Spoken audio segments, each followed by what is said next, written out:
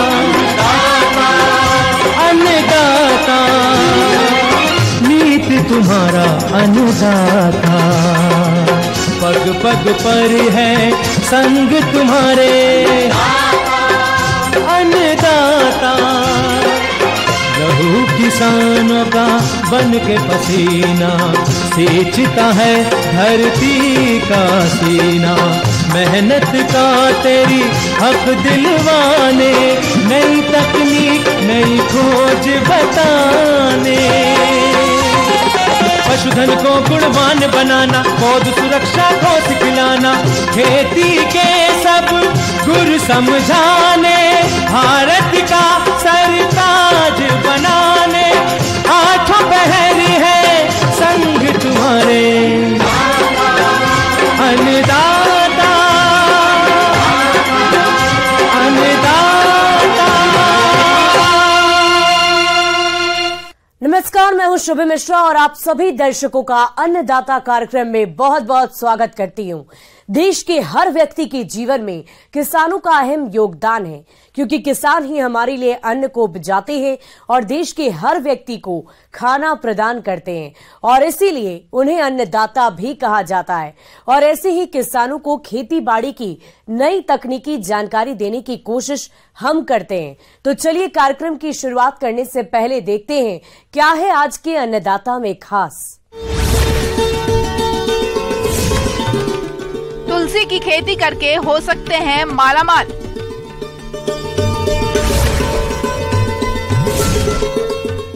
खेत तैयारी में यंत्रों का उपयोग करना है लाभकारी।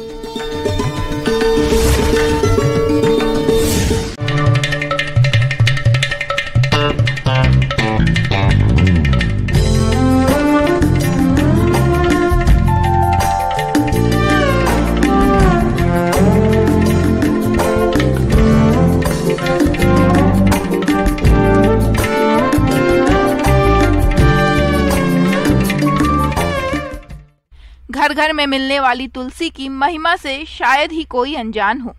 जहां एक ओर तुलसी की पूजा होती है, वहीं इसका औषधि क्षेत्र में भी काफी योगदान है। तुलसी के सभी भाग जैसे जड़, पत्ती, तना, फूल और बीज का इस्तेमाल किसी न किसी रूप में किया जाता है और इसकी व्यावसायिक खेती करके किसान कम समय में लाखों की आमदनी कमा सकते हैं।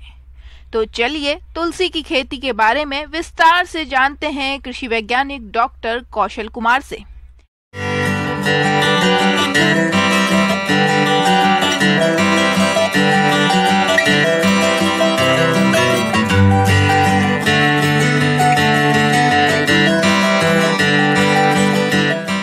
वैसे तो कहा गया है कि जिससे किसी की तुलना नहीं की जा सकती है वही तुलसी है। तुलांग अस्यतीति नास्यतीति इति तुलसी, यानी यह ऐसा पौधा है जिसे बहुत से बहुत गंभीर बीमारियों में भी इसका उपचार किया जाता है। साथ ही घरेलू उपचार के लिए और जो अभी मार्केट में इसके अनेक असंख्य प्रोडक्ट आ रहे हैं। तुलसी की उपयोगिता को देखते हुए इसकी खेती को बढ़ावा दिया जा रहा है। आज तुलसी की कई उन्नत किस्में आ गई हैं, जिनमें बहुत सी विशेषताएं हैं और बाजार में इनकी अच्छी मांग भी है। इसकी खेती से आज किसान अच्छा मुनाफा कमा रहे हैं। इसकी खेती करने से पहले बाजार की व्यवस्था सुनिश्चित कर लें। इसकी जानकारी के लिए केंद्रीय औषधि और सुगंधित पौष संस्थान लखनऊ में संपर्क करें या नजदीकी कृषि विभाग में संपर्क करें। अभी जैसे तुलसी के लिए जो पवित्र तुलसी है ओसिमम टेन्यूफ्लोरम, जिसका पहले ओसिमम सेंक्टम नाम है, उसमें सीम आयु और सीम आंगन, ये दो प्रजातियां जो central institute of medicinal and aromatic plant Lucknow जो CSIR की संस्थान है, उन्होंने बहुत पहले से रिलीज किया हुआ है। यह काफ़ी उपयोगी है। इसके लिए मिट्टी, दोमट मिट्टी ज़रूरी है। इसमें जल जमाव बिल्कुल ही नहीं होना चाहिए। और आप नर्सरी का जो बीज है वो पहले बेड में तैयार करना है। बेड आप अपनी सुविधा के अनुसार घटा बढ़ा सकते हैं, लेकिन जितना बेड आपका रहेगा उसी अनुसार से बीज की उसमें पहले सीडलिंग तैयार करने के लिए बुआई की जाती है। अगर आप 15 फीट 4 और 9 फीट के माप का आप बनाते हैं तो उसके लिए आपको अलग से अलग अलग बीज लगेंगे। और अगर किसी कारणवश उतने बड़े बेड आप नहीं बना पा रहे हैं तो वैसी परिस्थिति में आप बेड को कम भी कर सकते हैं और आप अपनी अच्छे तरीके से बुआई कर सकते हैं। और इसमें क्या है कि जब आप नर्सरी आपका तैयार हो जाता है तो कुछ दिन के पश्चात जब उसमें 5, 6, 7 पत्तियां निकलने लग जाएं तो फिर उसका पौधारोपण किया जाना चाहिए। साधारणतया 6 सप्ताह पुराने जिसमें सीडलिंग आ गए हैं उसको आप 40 सेंटीमीटर से 50 सेंटीमीटर अथवा 50 सेंटीमीटर से कहीं कहीं बताया जाता है कि ज़्यादा के स्पेसिंग में भी आप लगा सकते हैं, लेकिन 40 सेंटीमीटर से कम की स्पेसिंग इसमें प्रयुक्त ना की जाए। तुलसी की फसल में बहुत से गुण होते हैं। इन गुण को बनाए रखने के लिए किसान को सलाह है कि तुलसी की फसल में किसी भी दशा में रासायनिक खादों या दवाओं का प्रयोग नहीं किया जाए। खेत की तैयारी के समय गोबर की खाद या हरी खाद का प्रयोग करें। और जहां तक फर्टिलाइजर के डोजेस की बात है तो उसमें पहले से आपकी अगर जमीन की गुणवत्ता काफ़ी अच्छी है तो उसकी आप जांच कर लें। वैसे कम से कम अगर आपने कभी नहीं शुरू किया हुआ है तो 10 टन से ऊपर अगर आप फार्म यार्ड मेन्योर का एक बार प्रयोग कर देते हैं तो आपके लिए ये काफ़ी फायदेमंद होगा। अगर रोपाई के समय गोबर की खाद या अन्य जैविक खाद का प्रयोग किया गया है तो खड़ी फसल में पोषक तत्वों की जरूरत नहीं पड़ेगी। ये फसल बरसात में लगाई जाती है तो सिंचाई की भी अधिक जरूरत नहीं पड़ती, लेकिन सितंबर माह के बाद सिंचाई करनी पड़ती है। बरसात में ध्यान दें कि खेत में पानी जमा न हो। फसल में किसी रोग या कीट की समस्या नहीं आती है, ऐसे में किसी दवा की भी जरूरत नहीं पड़ती। और कम से कम 5-6 महीने के बाद ये फसल में पत्तियां जो है अच्छे तरीके से मैच्योर हो जाती हैं और उस पत्तियों के में जितने ज़्यादा चमकीलापन आपको दिखाई पड़ने लगेगा, समझ में आना चाहिए कि पत्तियां मैच्योर हो रही हैं और उसमें अधिक से अधिक एसेंशियल ऑयल जो है इसका भरपूर मात्रा में मिलने की संभावना है। तब आप हार्वेस्टिंग करें और यह पीरियोडिकल हार्वेस्टिंग होगी, लेकिन साथ ही साथ खरपतवार का आपको पूरा ख्याल रखना होगा कि वहाँ किसी प्रकार के खरपतवार ना हो और किसी प्रकार के केमिकल का भी छिड़काव के लिए हम मनाही करते हैं, क्योंकि ऑर्गेनिक कल्टीवेशन जैविक खेती में इस बात को पूरा ध्यान रखना होता है कि किसी भी प्रकार से उनके जो रासायनिक या अवयव हैं, उनके जो नेचुरल कंपोनेंट हैं, उसको किसी प्रकार से क्षतिग्रस्त वो ना हो। और जब आप हार्वेस्टिंग करते हैं तो 6 घंटे के भीतर ही पत्तियों का एसेंशियल ऑयल निकालने की प्रक्रिया आपको जारी कर देनी चाहिए। और बाद में अगर आपने बीज के लिए पौधा छोड़ा हुआ है तो बीज का अलग मार्केट है, पत्तियों का अलग मार्केट है। और ऑर्गेनिक तुलसी का एक टी के रूप में भी फार्मिंग स्टार्ट हुई है। फिर इसके यूजिनॉल कंपोनेंट तेल के लिए भी तो थोड़ा सा आपको और भी वैज्ञानिक अनुसंधान करने की जरूरत है।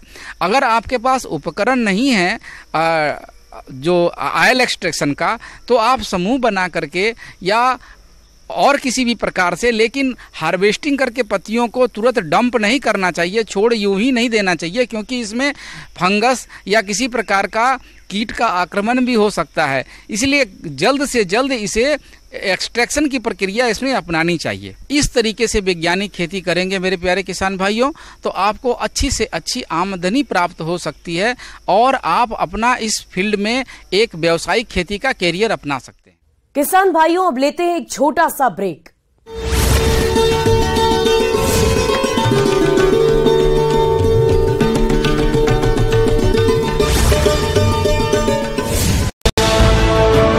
गाड़ियां मौके पर मौजूद हैं।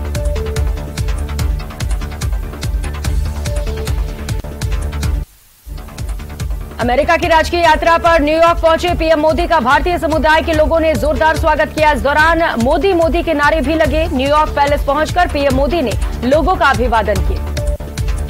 न्यूयॉर्क में प्रधानमंत्री मोदी के साथ मुलाकात के बाद ट्विटर और स्पेस एक्स के सीईओ एलन मस्क ने कहा कि मैं अगले साल भारत का दौरा करने की योजना बना रहा हूं। मुझे विश्वास है कि मानवीय रूप से संभव होते ही जल्द से जल्द टेस्ला भारत में काम करेगा। अंतर्राष्ट्रीय योग दिवस पर अमेरिका से पीएम मोदी का वीडियो संदेश। देश को संबोधित करते हुए पीएम बोले, योग एक विचार था जिसे आज पूरी दुनिया ने अपनाया। योग ने हमेशा से जोड़ने का काम किया।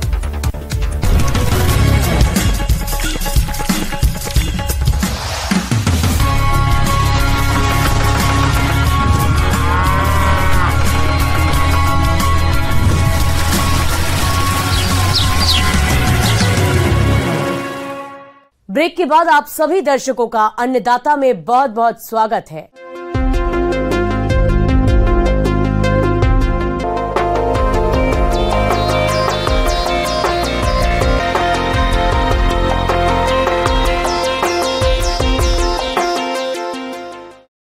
नई और उन्नत तकनीक से खेती करने से फसलों की पैदावार में काफी बढ़ोतरी हुई है। जहां पहले के समय में किसान ऊंट और बैलों से खेती करते थे, वहीं आज के समय में किसान यंत्रों के इस्तेमाल से अपना समय और श्रम बचाने के साथ साथ अधिक मुनाफा भी कमा रहे हैं। तो चलिए आज हम इन्हीं आधुनिक यंत्रों में खेत तैयार करने वाले विभिन्न कृषि यंत्रों के बारे में विस्तार से जानते हैं कृषि इंजीनियर निधि कुमारी से।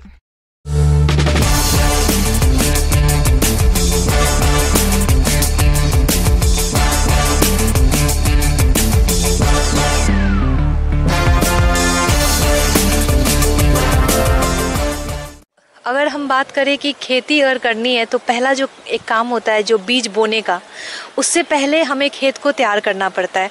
और खेत को तैयार करने के लिए हमारे पास बहुत सारे यंत्र होते हैं, कर्षण यंत्र जिसको बोलते हैं। और खेती में जुताई का महत्व बहुत ज़्यादा होता है, क्योंकि अगर बीज सैया तैयार करना होता है तो हमें खेतों को पल्वराइज करना होता है, उसमें उसको भुरभुरा बनाना होता है। बीज बोएं तो वो अच्छे से जर्मिनेट हो जाए, वो अंकुरित हो जाए।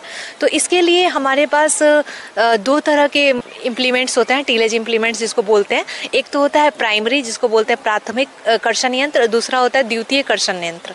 तो प्राथमिक कर्षण यंत्र जो होते हैं उसमें जैसे आप मान लीजिए जितने भी प्लाऊ होते हैं, जिसके पीछे नाम प्लाऊ लगा रहता उसको हम बोलते हैं प्राथमिक कर्षण यंत्र। तो अगर आप देखिए पहले ज़माने में हमारे यहाँ होता था देशी प्लाऊ, जिसको आप बोलते हैं हल अगर देखें तो वो हमारा प्राइमरी टीलेज इम्प्लीमेंट था। तो अभी भी जैसे आप देखेंगे गांव में बहुत ही रेयर हो गया है कि दो उसको बैल लगा के हम उसको प्रयोग में लाते हैं। तो इससे क्या होता है, एक लाइन बस आपका होता है, तो इसकी एफिशिएंसी काफ़ी कम होती है। तो हम लोग अब आ गए हैं मोल्ड बोर्ड प्लाऊ की तरफ। मोल्ड बोर्ड प्लाऊ भी आप चाहें तो इसको बुलॉक से भी चला सकते हैं, जिसको बोलते हैं बैल से चला सकते हैं, और नहीं तो इसको हम ट्रैक्टर ड्रॉन वाला चलाते हैं। तो इससे हमारे 25 से 30 सेंटीमीटर की गहराई पे जुताई होती है। मोल्ड बोर्ड हल ये एक ट्रैक्टर चलित यंत्र है। इसका फार छड़फाड़ यानी बार टाइप प्रकार का होता है तथा ये उच्च कार्बन स्टील या कम मिश्रित स्टील का बना होता है। इस हल की जुताई की गहराई का नियंत्रण हाइड्रोलिक लीवर से या ट्रैक्टर के 3 पॉइंट लिंकेज से करते हैं। इस हल से सख्त मिट्टी को भी आसानी से तोड़ा जा सकता है। इसका प्रयोग हरी खादों को मिट्टी में मिलाने के काम में भी होता है, लेकिन ये उसको उतने अच्छे से मिलाता नहीं है, मिक्सिंग नहीं करता है, ये बस कट करता है। तो इसलिए मोल्ड बोर्ड प्लाऊ को हम उतना प्रेफर नहीं करते हैं। लेकिन अगर मिट्टी हल्की है तो आप इसको लेके चला सकते हैं। तो ये होता है एक मोल्ड बोर्ड प्लाऊ। दूसरा एक होता है डिस्क प्लाऊ। डिस्क प्लाऊ में आप देखेंगे कि इसकी जो डायमीटर होती है, व्याज होती है, वो आपकी होती है 60 सेंटीमीटर की। और इसमें आप देखेंगे एक्सल पे आपके बहुत सारे तवे नुमा स्ट्रक्चर, जिसको बोल सकते हैं तवा नुमा स्ट्रक्चर होता है, और ये मिट्टी को स्लाइस की तरह काटता जाता है और आपकी मिट्टी को ये मिलाता जाता है। डिस्क प्लाऊ प्राथमिक भूमि तैयारी करने वाला 3 पॉइंट लिंकेज इम्प्लीमेंट है। ये मिट्टी खुदाई के लिए प्रयोग किया जाता है। आमतौर पर नरम मिट्टी की स्थिति में अधिक उपयोगी है। कुछ डिस्क प्लाऊ में 2 से 4 बॉटम प्लाऊ होते हैं। इसको खुदाई की गहराई और दिशा के अनुसार व्यवस्थित किया जा सकता है। तो इसकी जो ब्याज होती है थोड़ी ज़्यादा होती है, 60 सेंटीमीटर। तो इसका जो एफिशिएंसी होता है थोड़ा ज़्यादा होता है डिस्क प्लाऊ का। उसके बाद हमारा होता है का सबसॉइल प्लाऊ। सबसॉइल प्लाऊ होता है क्या, आप देखेंगे लोगों को कि बहुत सारा रोटावेटर चला के उन्होंने हार्ड पैन तैयार किया है, क्योंकि हार्ड पैन तैयार होने से हमारे मिट्टी के नीचे पानी का संग्रह नहीं हो पाता है। मतलब पानी जो है वो एक लेयर 40-45 सेंटीमीटर के नीचे वो जाता ही नहीं है, क्योंकि हमारी हार्ड पैन तैयार हो जाती है। तो हम लोगों को बोलते हैं कि सबसॉइल चलाएं। ट्रैक्टर चलित सबसॉइलर हल। इस हल में एक हरिस होता है जो उच्च कार्बन स्टील का बना होता है। हरिस ऊपर एवं नीचे निकले हुए किनारे को दृढ़ता प्रदान करता है। एक खोखला स्टील का एडॉप्टर होता है जो हरिस के निचले भाग में लगा होता है और फार को मदद प्रदान करता है। इस यंत्र का फार उच्च कार्बन स्टील का बना होता है। यंत्र की गहराई ट्रैक्टर की हाइड्रोलिक प्रणाली द्वारा नियंत्रित की जाती है। हल का प्रयोग गहरी जुताई के लिए किया जाता है, जिसमें मिट्टी की जल धारण करने की क्षमता बढ़ती है। तो ये 60 से 70 सेंटीमीटर के नीचे के हार्ड पैन को तोड़ देता है। इससे पानी का रिसाव खेत में अच्छा होता है, जो हम बोलते हैं कि गर्मियों में भी मिट्टी में नमी संरक्षित रहता है। ये सारे प्लाऊ हमारे प्राइमरी में आते हैं, जिसको बोलते हैं प्राथमिक कर्षण यंत्र। दूसरा जो बोलते हैं हम द्वितीय कर्षण यंत्र होता है। द्वितीय कर्षण यंत्र में आपका जितना भी देखें, कल्टीवेटर है, रोटावेटर है, ये सब आपके द्वितीय कर्षण यंत्र होते हैं। और हैरो, ये तीन जो होते हैं मेनली हमारे द्वितीय कर्षण यंत्र हैं। तो कल्टीवेटर में आप क्या करते हैं, कल्टीवेटर आपने देखा होगा कि उसका फ्रेम होता है और उसमें 7 से 13 टाइन्स लगे होते हैं। टाइन्स कैसे होते हैं, शॉवेल जैसे होते हैं, और इसमें एडजस्टेबल नट भी होते हैं। मतलब अगर आप चाहें तो उसकी दूरी को घटा या बढ़ा सकते हैं। तो कल्टीवेटर में क्या होता है, ये थोड़ा अच्छा माना जाता है क्योंकि इसमें आप मिट्टी को पलटते भी हैं और मिलाते हैं। आप देखेंगे मिट्टी फाड़ की तरह कटता है और मिलता जाता है। तो इसमें कल्टीवेटर भी बहुत अच्छा काम करता है और काफ़ी प्रचलित है कल्टी के नाम से अपने यहाँ। उसके बाद अगर देखें तो दूसरा होता है हमारे यहाँ हैरो। हैरो में हमारे यहाँ डिस्क हैरो काफ़ी प्रचलित है। जैसे मान लीजिए जहाँ पे खरपतवार की समस्या खेतों में ज़्यादा होती है और मिट्टी भी थोड़ी कठोर होती है, लेकिन पथरीला नहीं होना चाहिए, मिट्टी कठोर अगर है तो आप हैरो चला सकते हैं। हैरो में क्या होता है, 2 एक्सेल होते हैं।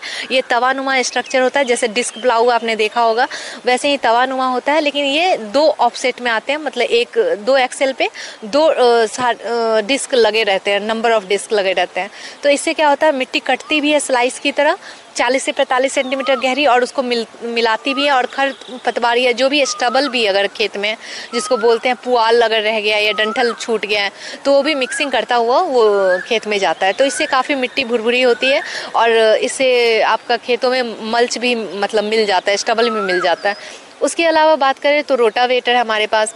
रोटावेटर में क्या होता है कि मिट्टी भुरभुरी भी होती है और वो साथ साथ वो प्राइमरी और सेकेंडरी टिलेज दोनों ही साथ में अच्छे से करती है।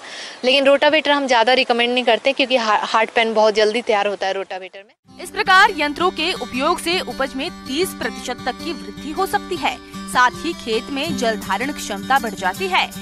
वहीं मिट्टी की गहरी जुताई के साथ साथ मिट्टी का उपजाऊपन भी बढ़ता है और खरपतवार उन्मूलन तथा कीड़े मकोड़े का घर नष्ट हो जाता है। इन यंत्रों को प्रयोग करने से कृषि कार्य कम समय और कम लागत में हो जाता है। तो ये भी एक बहुत अच्छी विधि है। लेकिन हमें जो भी अगर टिलेज इम्प्लीमेंट चलाना है तो हमें ये ध्यान रखना होता है कि खेतों में कंकड़ पत्थर जैसे बड़े बड़े बोल्डर्स हैं, पत्थर है, ये सब नहीं होना चाहिए खेत में। अगर है तो आप इसको परिष्करण कर लें, उसके बाद आप अपने टिलेज इम्प्लीमेंट को चलाएं। दूसरी बात ये होती है कि अगर आप किसी भी प्रकार से कोई भी मशीन अगर प्रयोग में लाते हैं तो उसका रख रखाव बहुत ही ज़रूरी है। आप इसको अगर गीली मिट्टी अगर लगी है तो इसको आप हटाएं, इसको सुखाएं। हटाने के बाद इसको ग्रीसिंग करें, जहाँ जहाँ नट बोल्ट्स हैं वहाँ पे बियरिंग है उसको आप ग्रीसिंग करें, तो आप इसका लाभ उठा सकते हैं और ये काफ़ी बढ़िया है। आप कृषि यांत्रिकरण को अपना सकते हैं। धन्यवाद। आगे और भी है खेती बाड़ी से जुड़ी हुई बहुत सी रोचक जानकारियां। यहाँ रुकेंगे एक और छोटे से ब्रेक के लिए।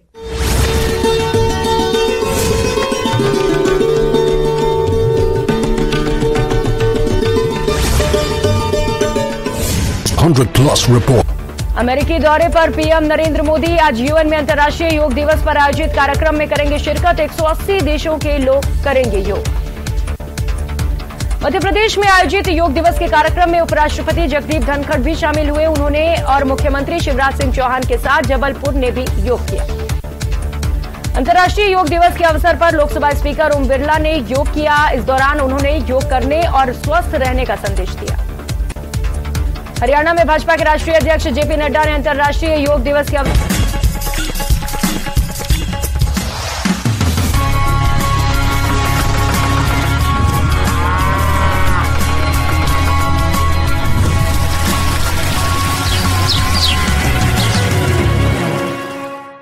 ब्रेक के बाद एक बार फिर से आप सभी दर्शकों का अन्नदाता कार्यक्रम में स्वागत है।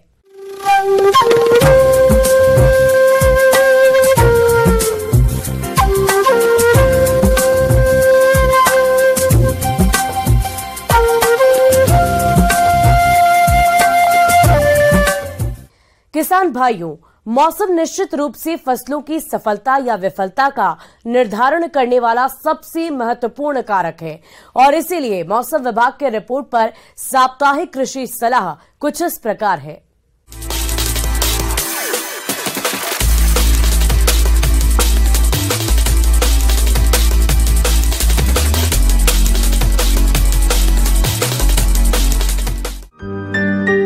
ग्रामीण कृषि मौसम सेवा, भारत मौसम विज्ञान विभाग, स्वामी केशवानंद राजस्थान कृषि विश्वविद्यालय बीकानेर द्वारा भेजे गए मौसम पूर्वानुमान रिपोर्ट के आधार पर जिला गंगानगर और इससे लगे जिलों के किसान भाइयों को सलाह दी जाती है कि इन क्षेत्रों में आगामी 4 दिनों के दौरान हल्के बादल छाए रहने की संभावना है। इस दौरान अधिकतम तापमान 40 से 42 डिग्री सेल्सियस और न्यूनतम तापमान 28 से 31 डिग्री सेल्सियस के मध्य रहने की संभावना है। अधिकतम सापेक्षिक आर्द्रता 48% और न्यूनतम सापेक्षिक आर्द्रता 21% तक रहने की संभावना है। इस दौरान मध्यम से तेज गति की हवाएं दक्षिण पश्चिम दिशा से चलने की संभावना है। हवा की औसत गति 25 से 29 किलोमीटर प्रति घंटे की रफ्तार से रहेगी। ऐसे में इन क्षेत्रों के किसान भाइयों को सलाह दी जाती है कि यदि बीटी, नरमा, कपास में सफेद मक्खी दिखाई दे तो खेत की नियमित निगरानी करते रहें। वह आर्थिक हानि स्तर की स्थिति में नीम आधारित दवा निम्बेसिडिन 6 मिलीलीटर प्रति लीटर पानी की दर से घोलकर छिड़काव करें। इस घोल में तरल साबुन जरूर मिला लें। कपास के खेत में खरपतवार न पनपने दें। इसके लिए पहली निराई गुड़ाई सिंचाई के बाद बत्तर आने पर कसिये से करें और उसके बाद एक और निराई गुड़ाई त्रिफाली से करें। ग्वार की बिजाई के लिए RGC 936, RGC 986, RGC 1002, Hg 365, Hg 563, Hg 2-20 आदि किस्मों के प्रमाणित बीज का प्रयोग करें। बीज दर 3 से 4 किलोग्राम बीज प्रति बीघा रखें और कतार से कतार की दूरी 30 सेंटीमीटर रखें। ग्वार की बिजाई के समय 10 से 11 किलोग्राम यूरिया व 62.5 किलोग्राम सुपर फास्फेट प्रति बीघा बेसल के रूप में देवें। बारानी ग्वार में फास्फोरस की आधी मात्रा प्रयोग करें। गन्ना की फसल को दीमक कीट के प्रकोप से बचाने के लिए इमिडाक्लोप्रिड 17.8 SL की 125 मिलीलीटर मात्रा अथवा क्लोरोपाइरिफास 20 EC की 1.25 लीटर मात्रा प्रति बीघा की दर से सिंचाई पानी के साथ देवें। आगामी मौसम पूर्वानुमान को देखते हुए स्प्रे न करें। जिन किसान भाइयों को किन्नू के नए बाग लगाने हैं उन्हें इस महीने इसकी तैयारी शुरू कर देनी चाहिए। सबसे पहले बाग लगाने वाले खेत की मिट्टी की जांच करा लें और मिट्टी उपयुक्त पाए जाने पर पौधे लगाने के लिए 6x6 मीटर पर 1x1x1 मीटर आकार के गड्ढे खोदकर उनमें प्रति गड्ढे के हिसाब से 50 से 60 किलोग्राम गोबर की खाद और 1 किलोग्राम सुपर फास्फेट, 75 से 100 ग्राम क्विनाल्फास 1.5% चूर्ण गड्ढों की मिट्टी में मिलाकर भर देनी चाहिए।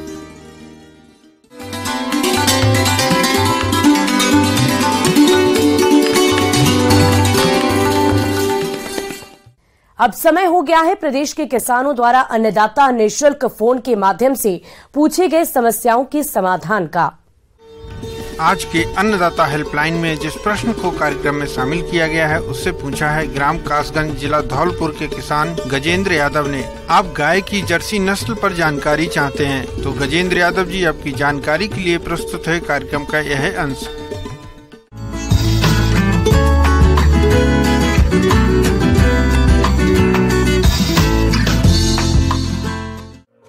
भारतीय संस्कृति में गाय का बहुत ही ऊंचा स्थान है। प्राचीन काल से ही ये भारत की अर्थव्यवस्था की रीढ़ रही है। आजकल भारत में विदेशी गाय बहुत ही लोकप्रिय हो रही हैं। वैसे तो भारत में कई नस्ल की गायें देखने को मिलती हैं और इन्हीं नस्लों में जर्सी गाय भी एक है। जर्सी गाय वैसे तो ठंडे इलाकों में ज्यादा पाई जाती है, लेकिन ये अपने आप को मौसम के अनुसार ढाल लेती है, जिसकी वजह से ये गर्म वातावरण के लिए भी अनुकूल बन जाती है और ठंडे वातावरण के लिए भी। जर्सी गाय काले और भूरे रंग के मिश्रण में पाई जाती है। इसका माथा चौड़ा और आंखें बड़ी होती हैं। इसकी औसत ऊंचाई 46 इंच यानी 4 से 5 फीट होती है। ये गाय अन्य गायों की तुलना में थोड़ी छोटी होती है। जर्सी गाय के रखरखाव में और गायों की तुलना में कम खर्च और समय लगता है। अन्य नस्लों की गायों की तुलना में इन गायों का स्वास्थ्य ज्यादा बेहतर रहता है। इसके अलावा ये गाय अन्य गायों की तुलना में दूध का उत्पादन भी बहुत जल्दी करने लगती है।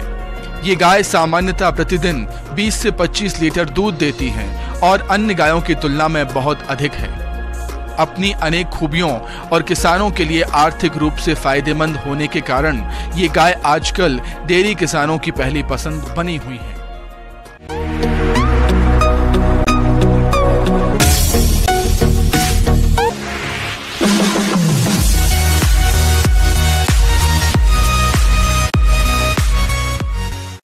और अब देखते हैं राज्य की कुछ चुनी हुई मंडियों में क्या रहा है प्रमुख फसलों का दाम।